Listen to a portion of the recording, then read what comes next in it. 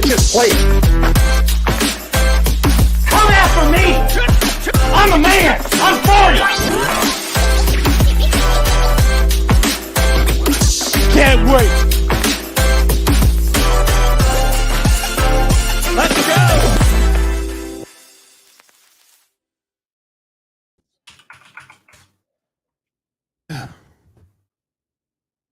What's poppin', everybody? How you feeling? Will, what's up, man? Can you hear us, Will? Will, you good? 1 sec. All right. There he welcome is. everybody, Coffee and Sports. You hear me? Morning. Yes, we can. Here we go. All right, just want to make sure. I thought I was having some mic issues, but we good. Hello, everybody, and welcome to Coffee and Sports in the Morning. I'm your host, Mr. William D. Morgan. Have my brothers here. Got my man Mo. Mo, what's going on? Hey, good morning. Good morning, Will. Good morning, everybody out there. Thank you for tuning into the show. What's up, Gene? Good morning.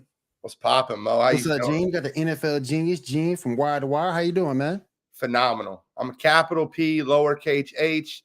Number 1-0 on my pick'em for the week after the Pittsburgh Steelers handled business last night. Yeah, they did. I'm feeling great. Feeling phenomenal. Sixers got to win. I still have a little anger towards, we'll talk about that a little bit later, towards certain gentlemen's comments at the podium. All right. Last night, we had a heck of a game last night. The Pittsburgh Steelers did defeat the Tennessee Titans 20-16.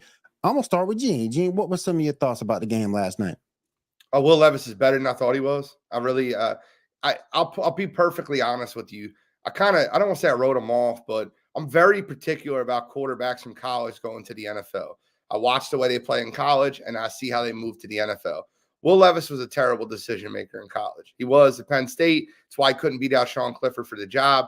And he was at Kentucky, right? People fell in love with his arm.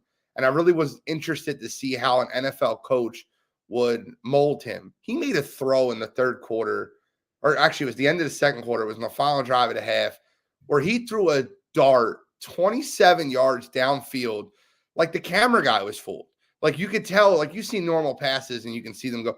The camera guy's like, is it to this receiver? And it was complete, like 27 yards down the field to set Tennessee up for a field goal before the half. He's better than I expected him to be. I think a rookie quarterback going into Pittsburgh with TJ Watt with a third string right tackle, he did fine, right? As a whole, Pittsburgh, got to give Mike Tomlin all the credit in the world. I don't know how he's coaching that team to a 5-3 record. I just don't know how he's doing that. That team is not elite anywhere. You have one elite, well, now two, but obviously the second one came back. But you have one elite pass rusher, one elite safety, a young corner, not a below-average quarterback, a below-average running back, a below-average receiving room. I don't know, man. Mike Tomlin, just give him all the credit in the world. Figures out ways to get it done. Is it time for Jalen Warren to take over that starting job from Najee Harris? Is it time? I think it should stay as a thunder and lightning situation, right? I personally believe that it should be a thunder and lightning situation. I think that the give and take of both of them are where it needs to be at. Mo, what were some of your thoughts on the game last night, my friend? I was impressed with the fact that Pittsburgh actually got their running game going. They ran the ball well, ran for over 167 yards. Yep. And that took a lot of pressure off of Pickens. It's amazing to watch the Steelers win because when you look at their numbers offensively, there's nothing awe-inspiring. Like, although last night they ran the ball well, but as a unit, this is not a potent offense. Defensively, it's more of a bend and break defense, so it's not a dominant defense. Mike Tomlin finds a way to win situational football. It's not pretty, but he's winning football with a team that when you look at it talent-wise, that's not a loaded football team. And it's just impressive to me to be that. I'll be honest. I thought before the season that the Steelers were a below 500 team. I did. And Mike Tomlin is doing what does all the time. He's proving people wrong. He's proving me wrong. As far as Will Levis go, I thought even in a loss, I thought he solidified the fact that he's going to be the Titans quarterback going forward because I was impressed with what the kid did. There was a couple of throws that he missed that could have went for big yardage. But when you look at what he's facing, when you looked at how they decided we're not going to let DeAndre Hopkins beat us and we're not that afraid of Derrick Henry, like That was impressive. That was impressive to me. I actually think Will Levis is going to be their quarterback going forward, not just for the rest of this season, but the foreseeable future. How did you guys think Derrick Henry looked last night? Speaking of him, It looks like Derrick Henry. Yeah. Being completely honest, he doesn't look bad. He needs space to. You know the big thing about Derrick Henry, a lot of people don't realize, he's actually not a great running back if you don't give him any space to get those legs going. Mm. When you give him space to get his legs going, he's the best running back in football. So there's a huge difference, right? So like you seen, there's a pitch play to the outside where they pitch it back to him 7-8 yards deep, and it's done intentionally. It's done to get his legs moving forward. He had a play in the beginning of the third quarter where it was a 10-yard run, but a Steelers defender made a ridiculous shoestring tackle that could have made that into a touchdown, and you could just see it still there, right? Yeah. So I think he looked like Derrick Henry. I think he looks like Derrick Henry on a bad football team. Who he is. I was sort of kind of shocked he wasn't moved. I was sort of kind of shocked he wasn't moved. I like Tajay Spears. I'm a Tajay Spears fan. And it just looks to be for him to get opportunities. Either Henry has to get hurt, or I don't know. I think Tajay's got a lot of. I think he's got a lot of talent as well. He does. Do you think he's an every down back? Do you think Spears is an every down back? Because I feel like he's more of a playmaker, a situational back. Spot on, Mo. I completely agree. I would just like to see him play a little bit more, get a little bit more, get more carries in that offense, because I really think they could benefit him in the passing game. And now you got Levitt doing his thing. So that's what I sort of kind of hope I see from Tajay Spears. Talented dude, can catch the ball in the backfield. I like him a lot, but again, that he's not really getting the carries or the opportunities in most games to really make a difference. So, you know, maybe that happens next year, maybe later on this season. So we'll see. I do want to move on to talk a little bit. You guys kind of segue a little bit into Mike Tomlin. Does he have the early lead for Coach of the Year? I don't think so, but I think he's doing an incredible job. See, I think that the Steelers as a group, and like we're talking about Coach of the Year and we talk about the jobs certain coaches do, I think the Steelers are doing a great job. I just don't think he should be in the lead for Coach of the Year. There's a lot of teams. So let me give you an example. Nick Sirianni, and I'm not trying to be a homer when I say this. True. Philadelphia lost their offense coordinator, defensive coordinator. Jalen Yep. Hurts has been hurt to start the season. And everyone's like, what's wrong with Philadelphia? And they're 7-1. They have the best record in football. Yet everyone's still like, they don't look right. Okay, well, they're finding ways to win football games, and that's what good coaches do. They find ways to win football games. I think he's got to be the leader in the clubhouse. Just a personal opinion. I think that a lot of people don't give him enough credit because they feel like that roster is just stacked and loaded. But one thing I always tell you, right? The Yankees had 27 championships in Major League Baseball, and 25 of them with the highest payroll in baseball. But people always forget that there was 15 years between 2000 and 2020 that they had the highest payroll in baseball and didn't win the World Series. Well, guess what, guys? When you're an NFL coach, I don't care what talent you have on the field, you still have to get it done. And then being 7-1 proves that. Yes. Mo, what do you think?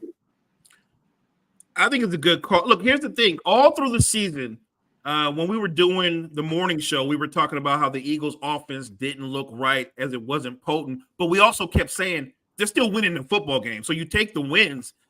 And I don't think Jalen Hurts was right early in the season. But if you look how he's played the last couple of weeks, that's the guy that I saw that I thought was an MVP candidate, right? Going forward. That's who I thought. I think that when you get that defense doing what it can and hunting, and the offense is playing off of what Hurts does in the run game, that's coaching, but that's talent, but that's coaching as well. So I don't have a problem with Gene saying that.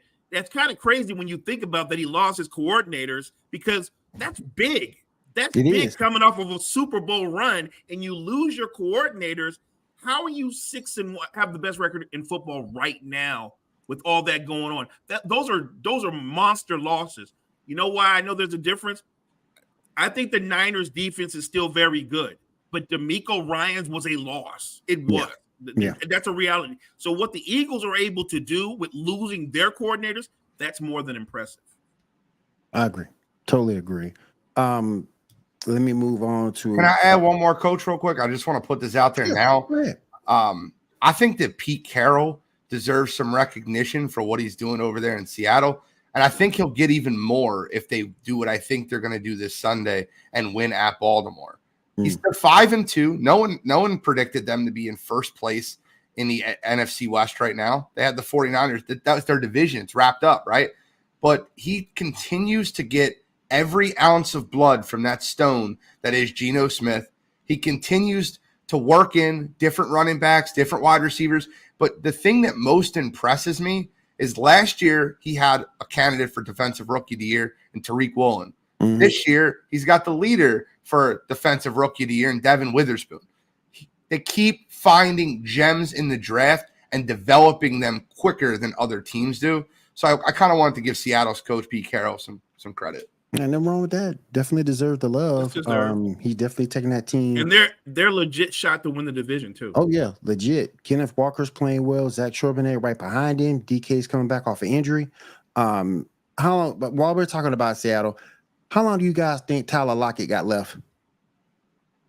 I mean, I don't like to age wide receivers. I don't. You can see when they fall off a cliff. Yeah. I don't think Tyler Lockett has fell off a cliff. I think Tyler Lockett still has some of the best hands in football, right? I know that doesn't mean you're the best receiver in football, but I feel like that Tyler Lockett's hands are the best in football. Like at catching contested balls on the sideline. He's got the best toe drag swag that you'll ever see in the NFL. He seems to make these miraculous catches on the sidelines constantly. I don't want to age him yet. I love what he's doing. I think Jackson Smith and Jigba will end up giving him a fountain of youth as he doesn't have to see true number one coverage, right? But I don't want to age him yet. Mo, how long do you think you got left to play, Mo? No, I think he can. Metcalf might extend his career. You know what I mean? Like he's still got great hands, still a good route runner. When you're a good route runner and you've got great hands, you can extend your career. Maybe you're not at a star level, but I still think he's got a few years left as an impactful player. So I don't think he's going anywhere anytime soon. I just want to add, I actually think Smith from Philly, I think he's got the best toe tap game in football. Ooh, that's interesting. I'm just saying there might be better receivers, but that kid, when it comes to like making those tough catches on the sideline and getting his feet down, he makes it look so easy. Too. Yep, but he makes it look easy. I mean, you got to think about Devontae Smith. You bring him up.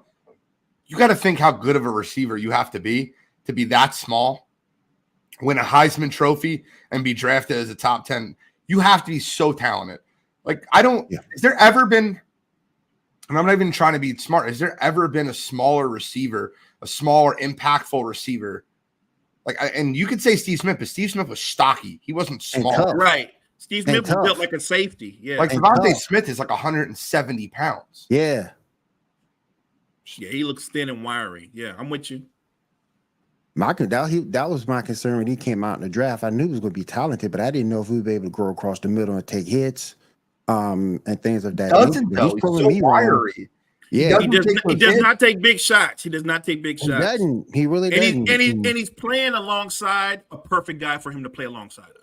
That was one of my concerns with him. But man, he doesn't take those shots like you guys said, and he's holding up very, very well. All right, let's go ahead and move on. Which NFL team that's under 500 has a chance of making the playoffs? Mo, I'll start with you. Man, that's a tough call. A few weeks back, I would have said Cincinnati. That was my belief. I thought that if Joe Burrow got right and he got healthy, I had no doubt that Cincinnati would turn it around and they'd be back in the picture, and they are. There's a part of me that want to say the Colts, but because that division is, I know Jacksonville is where they're at, but it's a long season, and they've won games, but they haven't been dominating. I thought Sunshine was going to have a breakout season. He's been good, but I don't think he's been like dominant. He's just been good. I think ATN's been their best offensive player. I think he's been their most consistent and their best offensive player. So if I was going to go with, I would go with the Bengals because when they were struggling, I still was on that boat. I believe in Joe Burrow the same way I believe in Patrick Mahomes. They're just certain guys that you think when they're right, they can make things happen. I'll call this the Chargers question. That's all it is. No, but this is what it is, right? There's only one team that's below 500 in football that can make the playoffs, and it's the Los Angeles Chargers. That's what this is, right? They're 3-4. A lot of people don't think about that because they constantly think is that Justin Herbert. I'll say this, right? Last week they beat the Bears 30-13. A lot of people don't know this. You know how many games it's been since the Los Angeles Chargers have won a game by more than one score? 14. It's a really telling thing, and they lose a ton of one-score games. They're 3-4. All 4 games that they lost were one-score games. I think the answer is very simple. I think it's the Chargers. They definitely can make the playoffs. But it's funny. You're walking into a matchup on Monday Night Football with the Los Angeles Chargers traveling to the New York Jets. And I said this last night on Sideline to Sideline. I'll say it again. The Jets are a team that's finding ways to win football games. Yes. And the Chargers are a team that finds ways to lose them. It's a really interesting matchup for Monday night. A lot more interesting than people give it credit for. But I'll say the Chargers for the sake of I don't think anybody else. I think the only team else that has a chance that's under 500 is Houston. So y'all need to stop hating on the Commanders, man, and Sam Howell. Come on, y'all. Y'all need to stop hating. They're 3-5 and they sold the whole farm. Yeah. I'm not. They're having a fire sale, Will. They really are. They really are. I can't believe they traded those guys and got what they got for them. I mean, well, they're both free agents at the end of the year, Will. They were going to lose them regardless, but I would have got a little bit more than what I, particularly for Sweat. They got it. Pick number 34. 34, 35, that something like that. Highway robbery for a rental, especially a rental that's going to a team that has no chance of competing. This is true. I just would like to see them get a little Chicago bit Bears, if they do not re-sign Josh Sweat or Montez Sweat, that will be the worst trade in NFL history. I just like Sam Howell. I like a good underdog. He's playing well. I think he's the number 8 ranked quarterback right now. He's playing well to me with a bunch of nobody, basically Curtis Samuel and Terry McLaurin. I think Jahan Dotson's kind of like been a little bit of a disappointment as of late. He had a couple of good games here and there. Did you watch Sunday? Well, that's what I'm saying. He was great this Sunday, but he's been on and off in terms of the season. But I like Howell. He spreads the ball around. If he could cut down on the turnovers, I think it'd be all right. Well, he's about to set the record for most sacks in the season. He is taking a beating. That's his offensive line. I don't think that he's not. I think he's a capable quarterback. Yeah, but I'm not convinced that he's the guy. That he's their guy for the future. I'll fully admit I could be wrong. I'll fully admit that. But last year when I was doing my pre-draft grades on wide receivers, I had Jahan Dotson as my number 1 wide receiver coming out. I think he's starting to live up to that. Like last year was very injury plagued. Yeah. But like Garrett Wilson is the argument, right? Like Garrett Wilson is the guy that, and then Chris Olave would be second. But I think, if I'm just being honest, I think that Jahan Dotson is a better bad ball catcher than both of those guys. And I think that Jahan Dotson has the ability to be better than everyone in that draft, not named Garrett Wilson. Garrett Wilson is shown to be special. Oh, yeah. So I think Jahan Dotson is he's walking into the right situation with a young quarterback, right? Last year, he didn't have that. Last year, he was the old guard, right? This year, he has a young quarterback and he's growing with him. And this past week, he flourished. He absolutely sliced up that Eagles defense. Do you guys think Ron Rivera is going to be the guy after this season, or is it going to be Eric Bieniemy? Yeah, Mo. I think they want to move on from Ron Rivera, but nothing is until the pen to paper and it becomes an official thing. But I think that Eric Bieniemy went there looking for that opportunity, and I think he will get it. Maybe I'm wrong that it happens this offseason, but I think at some point there's no doubt he's the heir apparent. Washington better watch themselves because they're going to let Eric Bieniemy walk out the door if they don't fire Ron Rivera soon and sign Eric Bieniemy as their head coach. Yeah, there's going to be a lot of teams looking for all that talk about Eric Bieniemy not being able to do it outside of Kansas City, and look at all these offense coordinators that did it at Kansas City. I got to be honest with you. Eric Bieniemy is showing you that Washington offense can be potent. Last week, they lost to the Eagles. Was it due to the offense or the defense? They lost 38-31. Right. Yeah. Sam Howell was 22 of 23 to start that football game. And this is a credit to Eric Bieniemy because he's taking, because I do like Sam Howell, to get me wrong, but he's a below average to average NFL quarterback and making him look good. I don't know if he's below average or average. I think he's better than that. Well, the only reason I say that is because Sam Howell had a first-round grade before his junior year at college, the year before he came out. Sam Howell was a first-round quarterback, and he had a bad few games in college. And he dropped completely down a lot of teams' draft boards. And the things that happen with quarterbacks, and if you remember this happens almost all the time, very few of them get picked in the second or third round. Like there's Jalen Hurts, there's Will Levis, there's a few, right? Right. But normally you're either all in on a quarterback and you draft him at the top of the draft. But if your team makes a decision not to draft a franchise quarterback, they normally end up falling to the fourth round. I think if you was asking you honestly, if you would take Sam Howell or Kenny Pickett. Kenny Pickett went in the first round of that draft. Sam Howell went in the fourth round of that draft. I think that the consensus of people would tell you that they would take Sam Howell over Kenny Pickett. I agree. We got a couple of questions in the chat. Hey, Chris up here. If Rivera never gotten cancer, he would have been fired. Hot take. I don't want to touch on that. Yeah, I ain't gonna touch on that one. Honestly, and I'm not saying it's not a hot take or it is a hot take. I'm so glad that man has had recovery. I'm a fan of the way Ron Rivera handles himself as a human being and as a man. Look, you can say the same thing about Chuck Pagano in Indianapolis, but like that team rallied around Ron Rivera when he did have cancer, and that team rallied around Chuck Strong in Indianapolis. So I think that he's a good NFL head coach. I just think that he had a very awful organization for as long as they had it, and that takes a wear on you, right?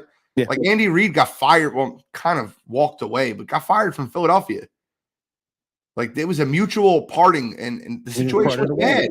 Yeah. The situation was bad. So I don't think that coaches are bad coaches. I just think that sometimes situations dictate how. Look at Bill Belichick. You bring up Bill Belichick in the chat. Mm-hmm. Bill Belichick was an awful coach for the Cleveland Browns.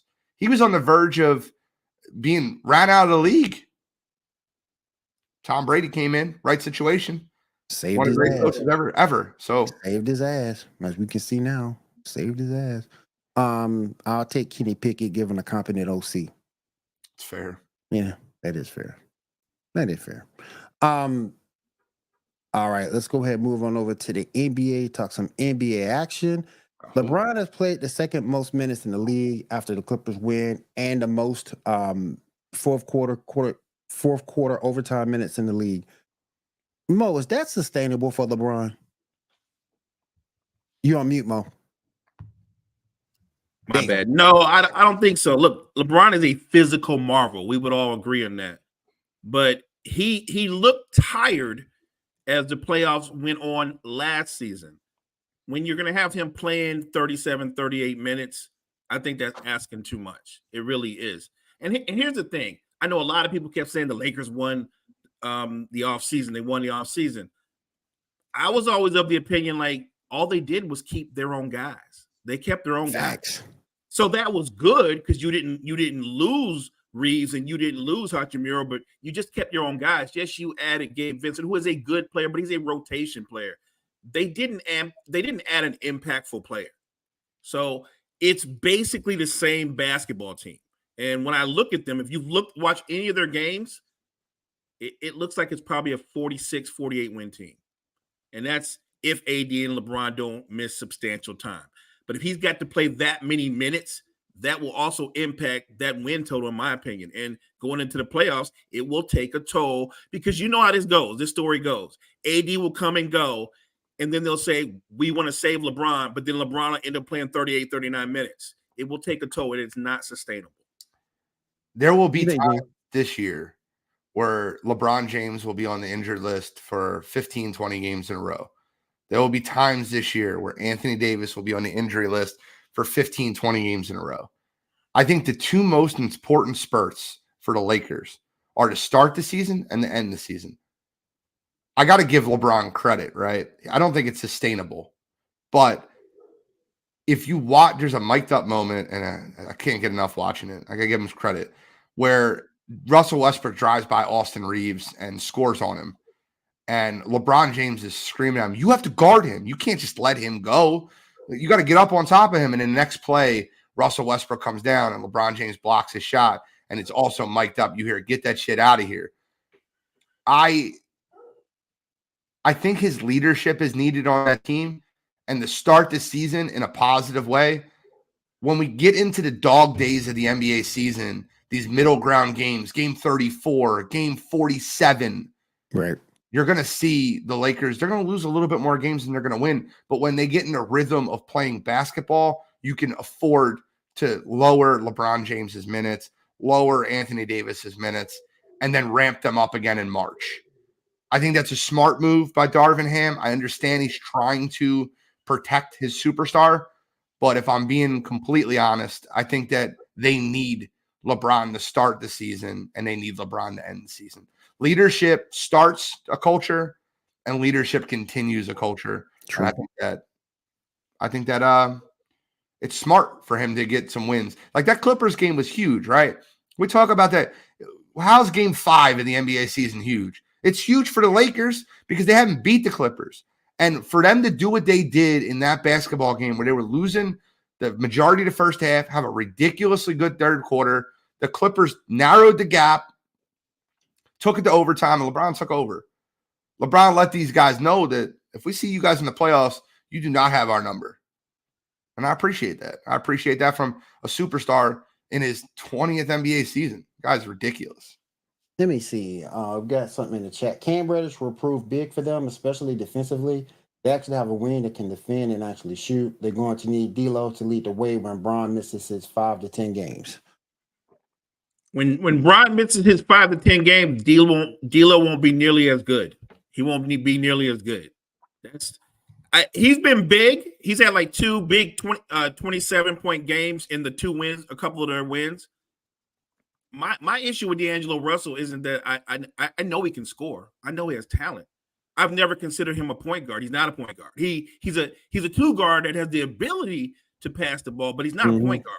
He lacks the quickness or the ability to attack to be a point guard. And he's a below average defender. He's not even an average defender. And in the playoffs, because that's where I judge him on. I don't care about what D'Lo does in the regular season. In the playoff, he shrinks. And that's my issue with him. I don't think he's capable of carrying a team. He is where he is. He's a 3rd or 4th option offensively on a very good team. Do you guys think LeBron needs to start being the one to bring the ball up? I mean, I think he needs to bring the ball up in the playoffs. I don't think he needs to bring the ball up now. I don't think you need to put any more wear and tear on him, right? You got to do what you got to do to win regular season games. Right. But when the time comes, 4th quarter, in a close game, playoffs, yeah. Now, no. I would want to develop more point guards on the team, more players to be that guy that can bring the ball up. And I actually think Austin Reeves is more of a point guard than D'Angelo Russell is. I know that neither one of them are point guards. He's a better distributor. He sees the court better. I think he's a more intelligent basketball player. And I think, I'll be honest with you, I think D'Lo lacks it mentally and in his heart. I think that, and I hate saying that, like I hate questioning players' heart, but I've always thought D'Angelo Russell, I love D'Angelo Russell at Ohio State, one of my favorite players coming out, but he always looked like lazy in the way he played basketball. And, man, I feel like that he has all the talent. I just don't think that mentally he's there. And Will, he's not bringing the ball up, but the guys that are bringing the ball up, what's the first thing they do? They give it to him. They give it to him anyway. Right? He's still running the offense. He's still running the offense 90% of the time. They're taking a little bit off his legs, but they're just literally bringing it up and giving it to him. I just want to make sure you keep an engaged LeBron is the best LeBron, and I really, really do appreciate. Even though I'm not a quote unquote Bron fan, but I do appreciate what he did the other night. I still think though, if Paul George didn't foul out, then maybe the Clippers might have would have won that game if PG didn't foul out. I don't know. Look, I thought I'll take the win. I love the win. I would take it coming too. back from the win. But a lot of that was about what the Clippers are not. They're so sloppy with the ball as a team. Yeah. Like yes, Paul George has the ability to create for others, but he's not great at it. Same with Kawhi.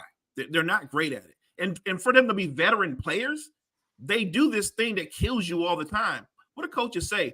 Don't go up in the air with the intentions of passing. You know what I mean? You don't leave your feet. And they both do that constantly. I think the Clippers are one of the worst teams, and that's since Kawhi's been there, and I'm a Kawhi fan, but they're one of the worst teams in the NBA in situational basketball. They're terrible. And I love Ty Lue as a coach, but his two best players, they're terrible in situational basketball. I hate giving this man credit.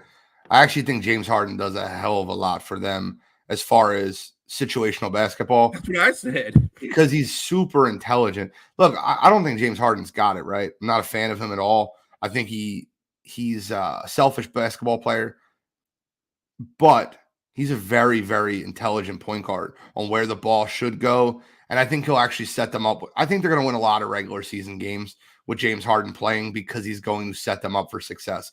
You can't have Russell Westbrook controlling that offense. Agreed. I think he had 6 turnovers the other night versus the Lakers. Yeah. He's a turnover machine, man. So what do you do with Westbrook? Do you have to come off the second unit, or you try to get something for him? I know 100%. You have him come off second unit. Yeah. I think he comes off. I think he should be doing what Chris Paul should be doing For the Warriors. For the Warriors, being that second unit catalyst, getting other guys involved. And then when he's the second unit when Russell Westbrook's at his very best, when he has 4 guys that aren't superstars or elite around him, and he can just dominate the game. Watch games 3 and games 4 last year's playoffs when the Clippers were playing without Paul George and without. He was a monster. He was a monster. He was. You can have him running the floor with my man Norman the Floorman and Terrence Mann, and I think that he'll be fine, right? Like you can, when you're sitting Paul George and Kawhi Leonard and James Harden, you can have him running and resting those guys, right? So I think that he'll give you that spark that you need there. And I thought that was a shrewd move in that trade, not letting those guys go. I thought that was a shrewd move in that trade as well, keeping both of those guys. I was shocked. I'm not gonna lie. I don't think it's a terrible trade for Philly, but I was shocked that they didn't get Powell or Mann. I thought for sure I would have got one of them. I thought for sure you're going to get one of those guys. Yep. Do you know what they're doing, Mo? And I'll tell you exactly what Daryl Morey sold on, right? The Clippers played hardball with the 76ers, and I'm in the Philadelphia area, so I know what they're doing. They got all those expiring contracts to try to move, and the assets to try to move those expiring contracts and the assets for a player closer to the trade deadline. So they're going to hope that a team like Chicago or a team like Cleveland kind of falls out of the running. They're not going to – Donovan Mitchell's not re-signing there. Don't be surprised if Donovan I agree with that. Don't be surprised if Donovan Mitchell is a 76er by the trade deadline. Don't be surprised if Zach LaVine, they're looking to move those expiring contracts and assets for a player like Donovan Mitchell or Zach LaVine. They're trying to turn James Harden into Zach LaVine, into Donovan Mitchell. Yeah. As soon as the trade went down, the first thing I thought is Moore's got to be using those assets to go get somebody else. Mm-hmm. The Sixers are they're a good team by default without James Harden, right? Because Maxey is ascending. Maxey's going to be an all-star this year. Maxey's ascending. But if you add a third guy, a legit third guy that can get you 20 a night as a third option to Maxey and Embiid, then you're a title contender. That's the difference. I think if they can add if you add Zach LaVine, he might be a great fit. But if you can add a Donovan Mitchell, beware Milwaukee and Boston. That trio of Donovan Mitchell, Embiid, and Maxey, you have 2 attacking wings like that. That's a problem. And it also shows Embiid that you're dedicated to actually putting a winning team around you too. Yeah. That solidifies Embiid. He's like, okay, now we're doing something. Now we're doing something. Let's go. Tobias Harris dislikes this message. Let me ask you a question, Gene. You think Tobias making too much money for what he gives you? Well, yeah, 100%. I mean, that's not, first of all, this is one thing I had to learn myself, right? I hated Tobias Harris for the first 2 years of his contract, but it's not Tobias's fault. The 76ers maxed him. They panicked maxed him after they lost Jimmy Butler. Right. It's very obvious what they did. Mm-hmm. It's not Tobias's fault that he took a ton of money, right? I shouldn't hate Tobias Harris. He gives effort. He's not a player I should be hating, right? But yeah, he's extremely overpaid. He got a max contract. And he's the fourth option. Even wwithout Harden, Kelly Oubre has turned into their third option. It's an insanity. Now, Tobias had a great game last night. I know you guys didn't watch much 76ers Raptors last night, but Tobias Harris was the player of the night. He had 23 points. He looked like Tobias Harris does. He was pounding it inside.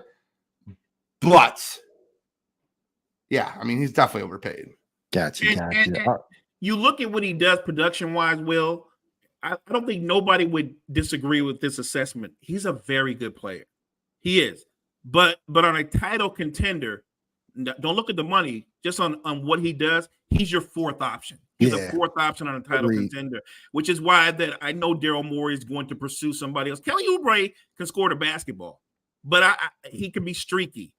You need to get somebody that night in and night out can consistently get buckets. Right. All right, you guys, we're going to go ahead and take a break here on Coffee Sports in the Morning. When we come on the other side, we're going to continue in the NBA. So hang out with us. We'll be right back. Hey, guys, it's Pavel the Cat. And Evan Rev Reynolds. And we are Two Guys in Hockey Talk. We are here every Wednesday night at 7 p.m. Mountain Standard Time to talk all things hockey. What do we talk about, Evan?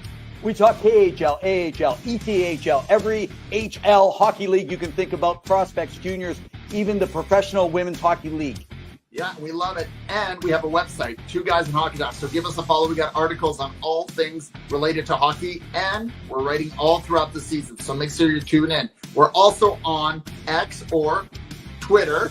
You can find me at hockey_2, and you can follow me at Revan Ev. Or you can also go to twoguyesandhockeytalk.com to follow everything. We love hearing from you guys, so make sure you tune in, comment, like, give us a follow on our Facebook and YouTube page. We love hearing from you guys, and it's a blast talking all things hockey. Right, Evan? Hey, man, it is. So, as we say every show, in the meantime and in between time, keep your sticks on the ice. Cheers. Cheers. Love the hockey guys. Love the hockey guys. Definitely check those guys out right here on Sports Empire Network. All right, let's move over to our next topic. And Gene, I'm gonna let you go first on this. What did I miss? Harden blames Philly. Says he isn't a system player. Gene, let me get your reaction. I never watched, I felt like I watched a 15-year-old's press conference yesterday. And why I say that is, what 15-year-olds do, right? It's everyone else's fault but their own. It's nobody else's fault. I watched James Harden sit at that press conference and say, well, I went to a mess in Brooklyn, and everybody knew that was a mess, and no one wants to talk about how I took less money to go to the 76ers, and I loved my teammates and blah blah blah, and he goes I took a lesser role in the offense, and I'm ISO ball player, and I'm very good at ISO ball. I don't know if you've noticed, and I did this and that, and I did this to help the team win, and I took less money, and bro, I am so sick of this man getting on a microphone talking about how great of a human being he is. You have forced your way out of Houston after signing a 4-year contract extension. You gave Houston 2 locations that you want to be traded to, Brooklyn and Philadelphia. Don't pretend you didn't choose Brooklyn. That's a pretending thing, right? Mm-hmm. He forced his way out of Brooklyn. He put on a fat suit, got hamstring injuries, to Philadelphia. In Philadelphia, now everyone wants to talk about what James Harden, Daryl Morey lied to me and this and that. Everyone wants to talk about how this man wasn't telling everyone that would listen to him in December of last year he's going back to the Rockets.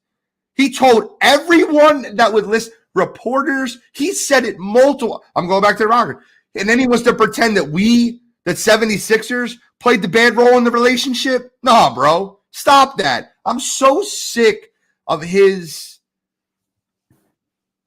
crybaby baby antics. I don't get my way, so I pout. I don't show up. I'm going to retire from basketball. Man, listen, in Houston, you might have been the system. You're not a system player. You were the system because the system was built around you by the man that just traded you. Daryl Morey built a whole system around you. Daryl Morey and James Harden were joined at the hip because when they made the trade with Oklahoma City to get him, Daryl Morey built a whole system around him. It's like Frankenstein. He created this monster. It's not, look, Daryl Morey's not innocent in this. I'm not pretending that it's all James and none of Daryl. But James Harden has to understand that when you sign a contract, you need to understand what goes into that contract. You signed for less money because you wanted a max extension. Don't lie. You had to sign for less money. And the reason that you opted in to your second year of your contract is because now the Clippers can give you a max extension because you have their bird rights now because you never left the contract or became a free agent. That's why you opted in. Don't let him lie to you. And then he's saying that Daryl Morey lied to him by saying he would trade him to the Clippers when he opted into his contract. What Daryl Morey did to him was a favor by having him opt into his contract because now he can sign a max extension instead of him being a free agent. The NBA rules of contracts are a lot different than people understand.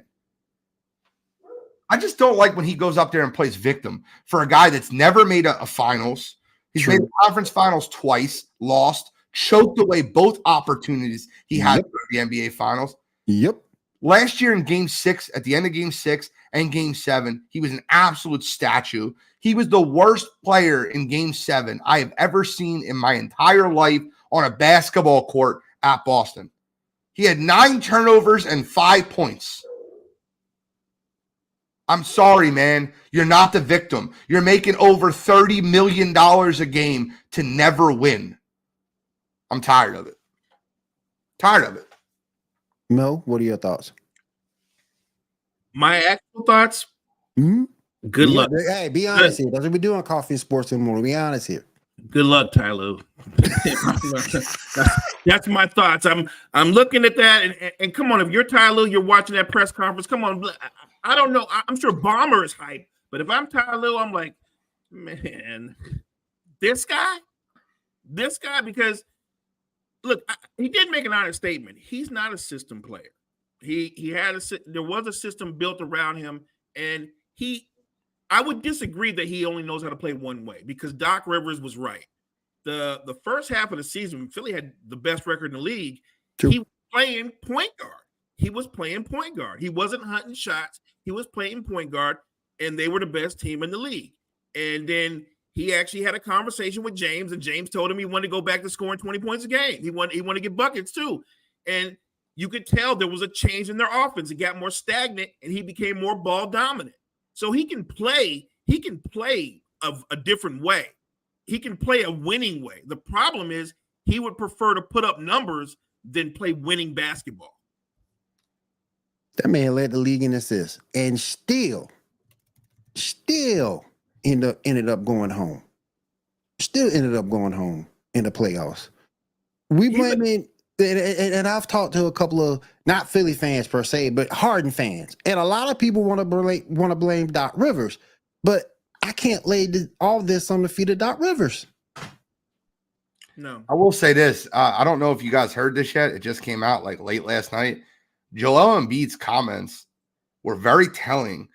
He was very caught off guard and shocked when James Harden made those comments in that press conference because he loved James Harden. Like James Harden, him and James Harden were like two peas in a pod, right? Loved him. Maxey loved him. Credited him for his mentorship. Furkan Korkmaz asked to be traded with him. PJ Tucker asked to be traded with him. Joel Embiid responded to James Harden's comments, and I'm telling you right now, it's going to get ugly. What Joel Embiid's comments were is we allowed him to just be himself. I don't think he ever expressed that he was misused. I think we did a lot of great things. He did a lot of great things for us, but the notion that he was misused, I think might be coming from the way he felt about the coaching staff. But in my opinion, we allowed him to be himself. We gave him the ball every single possession. He's really good. He's an amazing player. Obviously, that great of a passer. We gave him the ball. If you watched our games, every single possession, you go out there, he did his thing. That's very telling. That's exactly opposite of what James Harden said in that press conference. And I would say what Joel Embiid said is 100% spot on. That's exactly what happened. James Harden had the ball in his hand 90% of the time. Yep. And Doc Rivers only asked him to be a facilitator. He did not say you could not score. He said, but he wanted him to primarily focus on facilitating. That one little detail set James Harden off. James, and I think Ty Lue's got his hands full. You already have two talented ISO wing players in Paul George and Kawhi Leonard. They're your primaries. You've got a guy that comes off the bench and Norman Powell that averaged like 18 a game. And James Harden's going to go there and do what? Hunt shots? That's not going to work unless he's going there to play point guard, which he seems to not like. There's no way that will work. If he's committed to playing point guard, he will help them because he will put them in the proper spots. He'll help them in situational basketball. And like Gene said, they will win a lot of regular season games. Oh, yeah. But if he's trying to take 18, 19 shots a game, that will implode real fast. I think the most telling comment of his whole press conference was when he said the 76ers had him on a leash. I think the game, and I'm a creator on the court. I need someone to trust me, that believes in me, that understands me. I'm not a system player. I am the system. Oh, man. I know it's frustrating to hear something like that. I know it's frustrating to hear. As a fan of that team, I will be frustrated too. Oh, man. I don't think he watched his own game. I don't like, because I don't want to say a fan because I'm not a fan. I'm an analyst. Mm. Like, I've really break down basketball and football. It's kind of what I do. And from an analyst perspective, I don't know if you're watching your own games. Right. Yeah. I agree. Good point. It's James Harden watching films on James Harden because clearly he's not very self-aware. No. All right, let's go ahead and move over from someone who thinks the world of himself to the latest rookie in Wemby. He scored 38 points last night. Mo, I'm gonna start with you. Is Wemby living up to the hype? Yes. I watched that game from start to finish. And here's the crazy part. A lot of people might not have watched it from start to finish. They're up 20. They're killing the Suns. The Suns make a run. They get it down to 5, and there's like still 4 minutes left. So it's not like they cut it down in garbage time. And Wemby makes 2 monster threes to close the door. I mean, watching this kid move the way he moves like a wing, and he's 7'4". There was a play where he grabbed the rebound, he dribbles it down, and he does a 23-foot step back at 7'4". He is living up to the hype. Now, do I expect the young man to average 38 points? No. But if I thought in my head realistically, it would not shock me by season's end if he's not averaging 22, 23 points a game, 13, 14 rebounds. This kid is the real deal. I love it for the league. I do, because I'm always looking for that next guy. When you look at the older guard with LeBron and KD and Chris Paul and those guys fading, it's always nice to know the next guy is coming. So I'm excited for the league. But to me, there's no question he's living up to the hype. What you think, Gene? He is the next guy, right? Like, it's exactly. I'll tell you right now. I remember when we were talking about his ceiling and his floor on this show, just when he got drafted. Dude, his floor is Kevin Durant. I think that's incredible to think that. He is next level, man. Watching that game last night, I turned it on right after the 76ers game, right? I have 2 TVs in my layout so I can watch the NFL game and the NBA game. His floor is Kevin Durant. That might sound crazy 5 games into his NBA season, but you got to watch this kid play. It's funny. When we did our awards on Wire to Wire, we predicted the NBA awards. I projected that Chet Holmgren would be the rookie of the year. Can I retract that 5 games in? Because Victor Wembanyama is the best rookie 5 games into a season I've ever seen. Just for the record, can I be honest? I said Chet Holmgren too. I'm just being real. I'll be honest. Look bad. Chet's looked very cool. Not at all. Not at all. But this kid is special. And I have no doubt that Chet's going to have a terrific career. But this guy, People were talking about, well, it's going to be a couple of years till his offense catches up to his defense. I don't think so. I don't think so. Yeah, I don't think so either. I think he's there now. I don't think so. I think he'll have this year and he'll average maybe 22 to 23. I think next year we're talking about 28 or 30. I think it's going to go that fast. And the crazy thing is watching him move, you forget he's 7'4". Till you see how easily when he gets to the rim and he extends those arms, and he's almost at the circle and he extends those arms and he's dunking the basketball. That's crazy. We had the conversation on Cheap Seats a little while ago. This was like in May or June. And they said, who's the next player to record a quad double? It's Victor Wembanyama. It's only happened 5 times in NBA history. The next person, the 6th time, will be Victor. He's going to get 10 blocks, 10 assists, 10 boards, and 10 points. Just amazing. He's playing some good basketball right now. I think he's going to do that a few times in his career. Oh, yeah. He's playing some good basketball right now. He's special. He's right where he needs to be, too. And here's the crazy thing. When you look at the Spurs, they've got some talented other guys flanking him. Keldon Johnson's nice.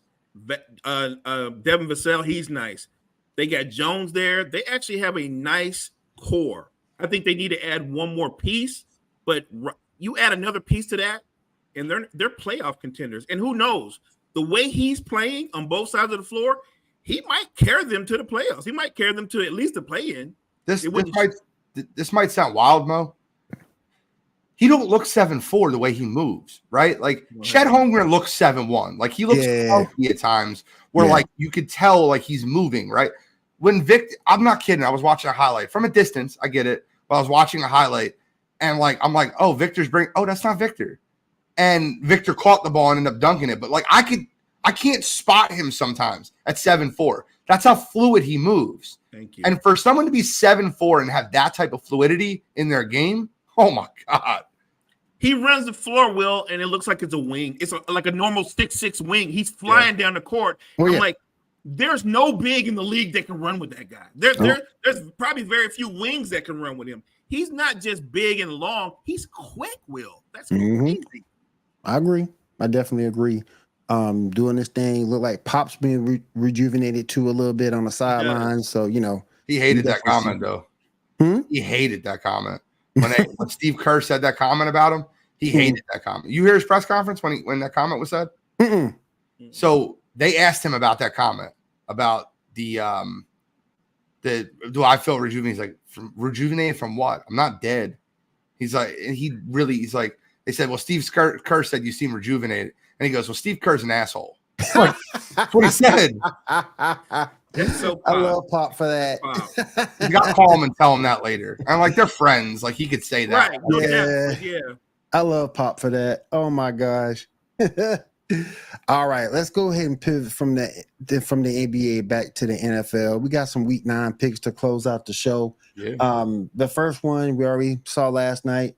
Titans lose to the Steelers, but this next game, 9:30 a.m. NFL Network. You can find it. We got the Chiefs we got the Dolphins at the Chiefs.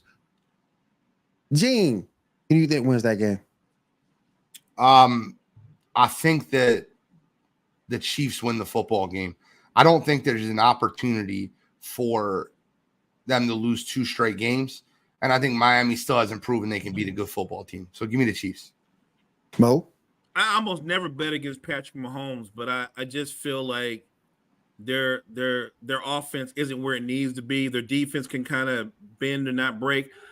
I'm going to say Miami finds a way to win the football game. I think it's a close football game.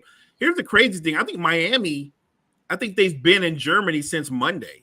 And, like Chris said the other day, the Chiefs just left the other day. I think that will impact you. You have to adjust to that time difference and all that. So that could impact them as well. But I'm going to go ahead and take the Dolphins to win a close game. All right. Let's move on to game 2. Go ahead. I want to know who you got, Will. Oh, me. Oh, I'm sorry. I was going to move on. I got the Chiefs. It's hard for me to bet against Patrick Mahomes. It's just hard to bet against him. And that defense is playing very good right now. So I got to go with the Chiefs. I just think that him and Kelsey together are doing it. Rashee Rice is playing well. So I got to go with the Chiefs on that one. let's move over to our next game on the docket. We got the 4-4 Vikings versus the 4-4 Falcons in Atlanta. Mo, I'll start with you. Who do you think wins that one? I'm gonna go with the Vikings. I'm gonna go. I don't know. I don't think Ritter's playing, so maybe that No. automatically you should go to the Falcons by default. They do have talent. When you look at Kyle Pitts and some of the other guys on there, they have talent. Bijan Robinson, but I'm gonna go ahead and go with Minnesota. They've been playing well. Look at what Addison's done. I know you're plugging in another quarterback, but I think that there's going to be a continuity there because this guy's playing with those guys in practice. So I'm going to go ahead and go with the Vikings. I think they find a way to get another win. Gene, what you think? I have the Atlanta Falcons winning this football game. I think that it's very obvious that Desmond Ridder is not the guy. Taylor Heineke looked great in the second half of last week. Mm-hmm. Jaron Hall without Justin Jefferson, I'm good. I'll take the Atlanta Falcons because I think their quarterback situation is better than it is in Minnesota. All right. I'm gonna take the Falcons as well. I think Bijan has a very good game, and I think Kyle Pitts, man, I need you to do something. What a waste! I need you to do something, Pitt. Come on, brother, do something.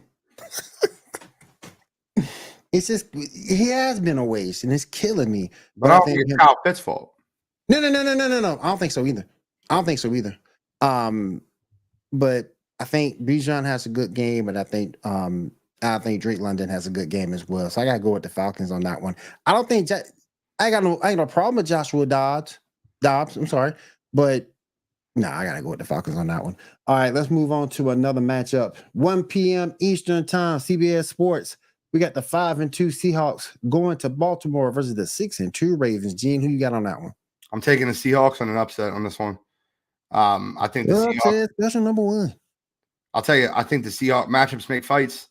I think the Seahawks cornerback room can man up with those wide receivers. They can load the box, 8 people in the box. I think the Seahawks go in there and win that football game. The only way they lose that game is if Geno Smith turns the ball over more than once. Bad Geno. We can't deal with bad Geno. What do you think, Mo?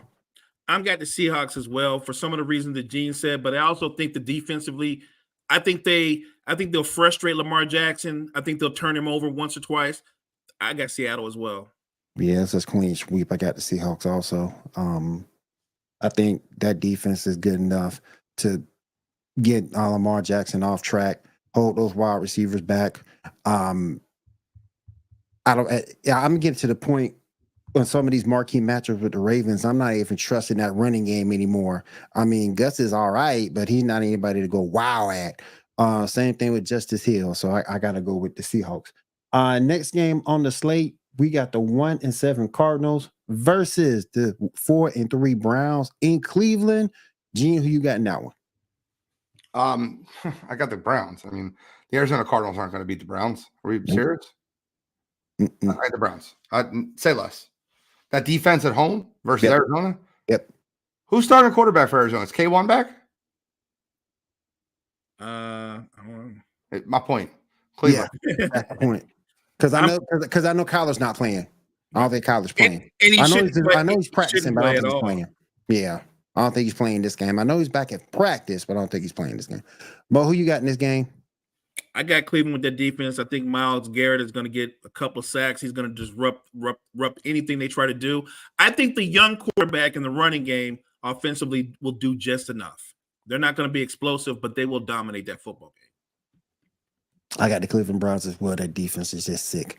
Let's move on to another 1 p.m. game. We got the 3-5 Rams at the 2-5 Packers. Do we have to do this? Mo, who do you think wins this game?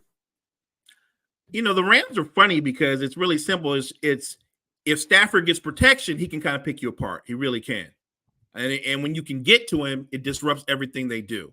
But I'll make it simple. I trust Matthew Stafford more than I trust Jordan Love. I think that the Rams will beat the Packers. I think Matt Stafford's hurt. I don't know. I wouldn't pick this game. He's going to play. A finger or a thumb or something? Yeah, I still think that the Rams find a way to win the football game. The Packers have shown you that Jordan Love is just not the guy. Their GM came out publicly and criticized their starting quarterback. You can't do that, man. Oh, that's not good. I'll move. We don't know if he's our starting quarterback of the future.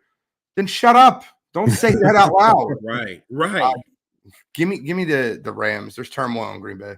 Booker Nakua is playing well. You got your boy Cooper Kupp playing well. That running game is the running back room is kind of in turmoil right now, but Gary Henderson should be enough to get it done. I got to go with the Rams.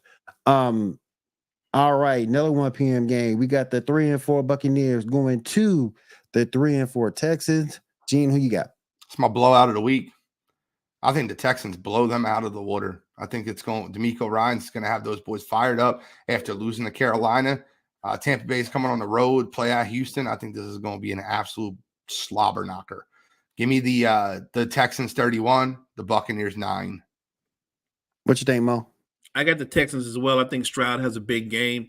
I think DeMeco Ryans is going to have their defense ready. I think it's going to be a long day for Baker. Yeah. It's going to be a long day, too. I got the Texans as well. I think that offense comes alive and performs off the energy of that defense. Let's move on over to the 3-5 Commanders going to the 2-6 New England Patriots. Mo, who you got? I'm going to go with the Commanders, but you know what? It'd be one of them kind of games where Mac Jones has a big game. It wouldn't shock me. It wouldn't. I mean, it kind of goes that way, but I'm going to go with the Commanders. The Patriots, they don't have an offensive identity. The same way we said we don't think Jordan Love is the guy, we know Mac Jones is not the guy. We know he's not the guy. Facts. I think the Patriots are in disarray, and I think somehow, some way, the Commanders will get the win. I think this is another very easy game to pick. I have the Patriots. I think the Patriots actually beat up on Washington. Washington just lost Montez Sweat, Chase Young, Jonathan Allen doesn't want to be there. This to me is a very easy pick. One team's quitting, another team's not. Give me the Patriots. Okay. I'm gonna stay with my boy Sam Howell. I'm gonna give the Commanders the win in this one. Let me head on to the other game. Oh my goodness. Now, okay. The 2-6 Bears heading down to the Louisiana Superdome versus my 4-4 Saints. Gene, I'm gonna start with you. The Saints don't win this game. They're in real trouble. I think they'll absolutely blow them out. I think we all got past the backup quarterback. We love him. He's amazing. His father does arm wrestling. It's cool. Right? But the Saints are a better football team. They're going to win this football game. The Chicago Bears can't stop anybody. They can't score with consistency. I think the Bears get routed in this one. Give me the Saints. Mo? I think the Saints win easy. They're going to dominate both sides of the football. I think Derek Carr has a big game. He's been playing well as of late, so I'm gonna stick with my Saints. I'm gonna stick with my Saints in this one. Let's move on down the line. Starting the evening games. 4:05 Eastern. We got the Indianapolis Colts at 3-5 versus the 1-6 Panthers. Mo, I'll start with you. I got the Colts. The Panthers are just a bad football team. I didn't even know. I was shocked they got the win that they got, but I think the Colts are a good enough football team that they'll win the game fairly easy. I mean, you are on the opposite sides of the equation again. This is their Frank Reich revenge game. It's in Carolina. Carolina's going to win this football game outright. I'm almost positive about it. Gardner Minshew going up against his former head coach and his former offensive coordinator in different areas, depending on where he was at. I think that the Carolina Panthers blow the doors off of Indianapolis this week. I think Bryce Young has continued to improve week after week. I think Carolina wins this football game, and I think they win it rather easily. I got the Colts. I think Jonathan Taylor's going to have a big come-out game. Josh Downs has been playing extremely well from that receiver spot. Zach might have a good game as well. So I got the Colts in this one. Let's move over to our 4:25 game. We got the 2-6 New York Giants at the 3-5 Las Vegas Raiders. Who you got, Mo? I don't know. Pickle. I love you, Mo. I really do. Pickle. I don't know. Who cares? I don't know. I mean, I don't know. You know what? Maybe by default, I'll take the Giants because I think Danny Dimes is coming back. Maybe that makes a difference. I don't know. But I'll take the Giants. I will take the Raiders. I think the Raiders win this game rather easily. I think Aiden O'Connell is going to throw the ball a ton to Devontae Adams. I think you'll see a real, a concise effort to get him the football early. I think that they'll be reinvigorated after the worst coach in the NFL has been fired. Finally, I think the Raiders absolutely come out as a team possessed. Don't be surprised this is like a 38-7 game. I think the Raiders absolutely mollywopped them. For some reason, I'm seeing Josh Jacobs just running up and down the field on these guys. So I'm going to take the Las Vegas Raiders in that. I think Devontae Adams is going to get a lot of the football too, but I think those two guys are just going to be too much for the Giants to handle. So I'm going to take the Raiders in that one. All right, let's go to one of the big contests coming up at 425. This game's going to be on TV. It's going to be on Fox. We got the 5-2 Dallas Cowboys versus heading down to the Eagles at 7-1. Gene, that's appropriate. We're going to start with you. Who you got? Man. I am picking this game with solely my heart and not my head. I think the Eagles win this one 16-15. I think it's a very ugly, low-scoring football game. They're hobbled. They're going into the bye week, and it's going to be a very tough game for Philadelphia to win. I'm going to be completely honest with you. I would not be shocked if Dallas beats them. I wouldn't even be shocked if Dallas blows them out. I think Philadelphia is going to struggle in this game a ton. Lane Johnson's hobbled. Jalen Hurts is hobbled. Jalen Carter's hobbled. Their right guard, Cam Jurgens, is not back yet. Tyler Steen's probably going to start. I think it's a very tough game for Philadelphia. And I think Dallas is saying all the right things going into this football game. I wouldn't be shocked if Dallas wins this football game. I'll go Eagles 16-15. And I made this prediction on 2 straight shows. I'll make it on this one so everybody can hear it. I think the difference in this game is in the Kobe Dean stepping in front of an out pattern and taking it to the house for a pick 6. Mo, who you got, man? I think Gene is spot on that it will be a smash mouth game. I do think it'll be a smash mouth game. But I've said this before, and I'll stick with it. I know he's hobbled. I trust Jalen Hurts more in situational football than Dak Prescott. So I do think the Eagles, who are the better team, I know Dallas is saying all the right things, but this is what I think. I think the Eagles are like big brother, little brother, and I think they're going to find a way, even in a tough game, to beat the Dallas Cowboys once again and send them home disappointed. I wish we were big brother. Dak's 8-3 versus us as a starter. It's we have not solved the Dak Prescott riddle like San Fran has, like other teams have. So I'm nervous about this one. I really would hate to lose to the Dallas Cowboys, but I'm just giving you my honest opinion. I got the Eagles in this one. I'm thinking Dallas Goedert might have a good game. I think Swift might get a little held down coming out the backfield, but I do like the Eagles in this one. I think Dallas Goedert would have a good game. And last up, well, actually 2 more games. We got 8:20 NBC. We got the 5-3 Buffalo Bills versus the 4-3 Bengals heading down to Cincinnati. Gene, who you got? This is the DeMar Hamlin game. Welcome back. Yep. This is a primetime game. Buffalo at Cincinnati. I think Burrow's the better quarterback. I said this the other day. If the most important player on the Buffalo Bills is Josh Allen, the second and third were Matt Milano and Tre'Davious White. And they're both out. And they're both out. And they're both out for the year. I think that Burrow has a field day picking apart that secondary. As long as they can keep him upright, as long as he can keep Von Miller, Ed Oliver, Gregory Rousseau off of him, I think that Burrow has a field day and knocks it, and they win the football. Who you got, Mo? I got the Bengals. I'm going to go with Joe Burrow and that receiving core. I agree with Gene. I think they pick them apart. He'll kill them with the intermediate routes, and then he'll get him downfield even deeper with Jamar Chase, T. Higgins. I just think the Bengals are too explosive. If they keep Joe Burrow clean, and I think they will, they're going to win the game. You guys think Joe Mixon might have a good game here, like he did in his last game? Playing well.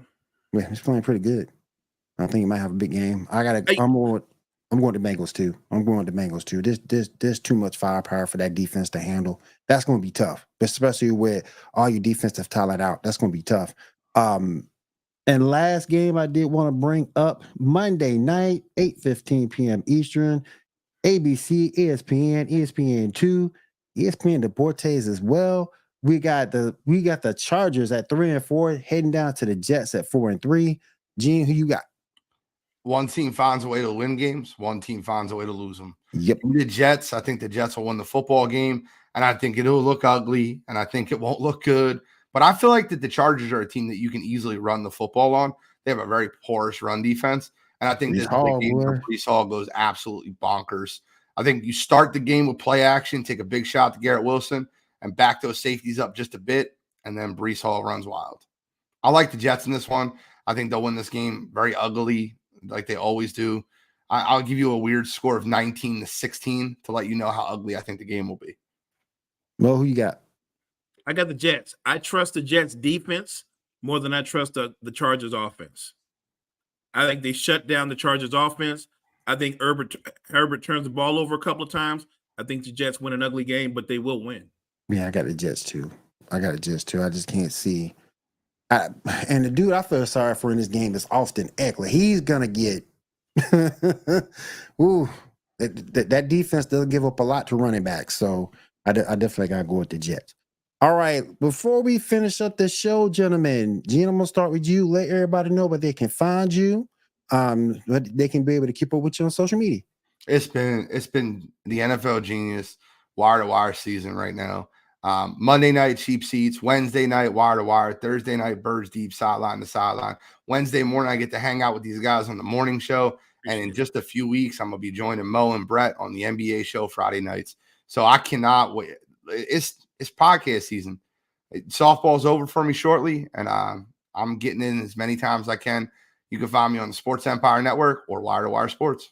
There we go, man. Definitely check out Sports Empire Network. Got shows that matter. Mo, where can people find you at? Right here on Coffee Sports in the morning show. Chris and Mo from 9 p.m. to 10 or 9 a.m. to 10 a.m. Other than that, catch me on Sports Empire Network. And like Gene said, in a few weeks, we're going to be doing the NBA show. Me, him, and Brett guard the 3. It'll be fun. Can't wait. And I'm William Morgan sitting in for Chris. Chris should be back with us on Monday. So I want to say thank you to everybody coming through. We do appreciate you guys coming through in the chat, following us. Definitely like, comment, subscribe. Sports Empire on YouTube, Facebook. We appreciate you guys, and we will all see you on Monday. Everyone have a safe week, and take care, guys. Appreciate you.